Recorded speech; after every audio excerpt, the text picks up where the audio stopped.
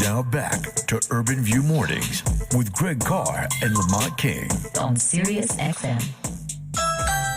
Hey, welcome back to the program. We got company. Oh, yes, please let this distinguished gentleman in the side door. Talk with this brother. Yeah. All right. Joining us for the briefest of moments today is Frank Scott Jr. Began his second four-year term as mayor of Little Rock January 1st of 2023. Mayor Scott is the city's 73rd mayor and is Little Rock's first ever popularly elected African-American mayor. Thank you for joining us today. How are you doing this morning, brother? Good, brother? I'm doing well. It's truly an honor to be with you guys. It's hot here in the South, here in Little Rock. It's about 95 degrees and 105-degree index, so trying to keep cool like you are. And you all, we're assuming that you've got some cooling stations there for the citizens of Little Rock, huh? How are y'all handling it? Yes, we utilize our community centers. We have about 7, kind of approximate to each area around the city, and so those are running from 7 a.m. to 9 p.m. each day for our most vulnerable residents. Yes, sir. Yeah. Well, as you continue in your work to, as you put it, I think in your first term, rebuild the rock, you took a moment to be in community with your brethren and sistren from around the country recently. Could you tell us a little bit about your work with the, is it the National Conference of African American Mayors? Because you're immediate past president, right? Yes, I'm blessed to be the immediate past president of the African American Mayors Association. I guess they call us President Emeritus right now.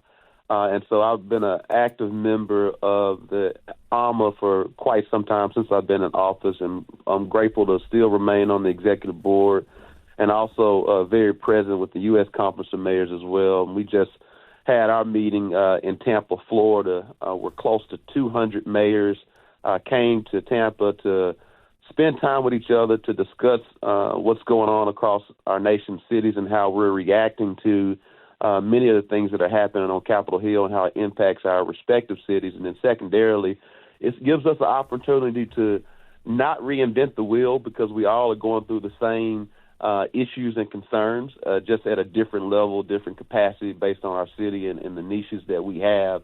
And so it's always great to learn from someone who's going through the same fire and pitfalls and trials that you're going through and figure out ways to triumph.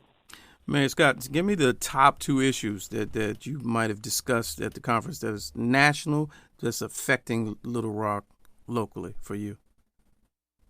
For Little Rock, I think the top 2 issues that we're all focused on right now are the federal budget cuts and what we all are doing to continue to drive down crime in our respective cities. You're seeing across the nation cities that have been seeing significant reduction in public safety and crime over the past 2 years. And a lot of that's because we've all been working on what we call a holistic approach where it's focused on targeted patrols in high crime areas, but also making significant investments into prevention, intervention, and treatment programs and truly focusing on the effects of mental health and its contribution to crime. And so we're continuing to all tweak what we're doing with our holistic approaches to drive down crime, which we're seeing in Little Rock. Over the past 5 years, we're seeing violent crime go down 19% and overall crime 20%. There's still more work to do because we all have to address the feeling of safety as well. And then also we're all focused on these federal budget cuts with I hate to call it this, but this was being called the Big Beautiful Bill, and how it impacts us as cities, particularly as it relates to community development block grants, as we all are focused on the affordable housing crisis in our respective cities. Yes, sir. Well, I know we're up against the clock. I mean, at some point, I want to ask you, maybe we can get you back.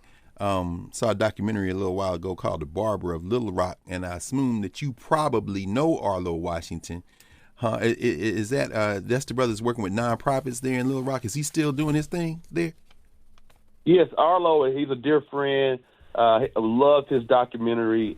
He continues to do a lot of great work, and he's also just recently created a federal credit union, a black bank here in Little Rock. And so big ups to him and all the work that he's doing. Yeah. Mm-hmm. Well, great guy. Hey, praise God, man. Listen, we're right up against it, but I promise you, man, we want to have you back very soon because you're operating below the Mason-Dixon. You're making progress, and as we've been talking about for the last couple of months, all politics is local. Maybe at the level of municipalities. I was talking with Stephen Reed out of Montgomery, and of course the good brother Randall Wolfen out of Birmingham. So much going on in the South. A word of encouragement as we close out, Mayor Scott, for our people in terms of those who would not become politically engaged. What can you tell our people in terms of why we should be involved in the political process, Brother Mayor? I would say if you don't understand what's going on right now, elections truly have consequences. We need everyone to be engaged, because if you're not at the table, you'll be on the menu. Bars. That's what we needed. Mayor Frank Scott, African American Mayors Association, immediate past president, president emeritus, and also the mayor of Little Rock. Thank you, Brother Scott. We're going to have you back very soon, so we have some time to stretch out. Yeah. All right, thank you so much, Greg and Lamont. Looking forward to it. Yes, sir. Yes, sir. Brother. 06. 06. Yeah, buddy. All right, you going to put that Big Daddy Kane, smooth operator. Read Daniel Favors is up next. This is for Al Green. Yeah. Sing ho, swing low, then yo, the show will go on as I perform, transforming on stage like a Decepticon. But I'm not animated.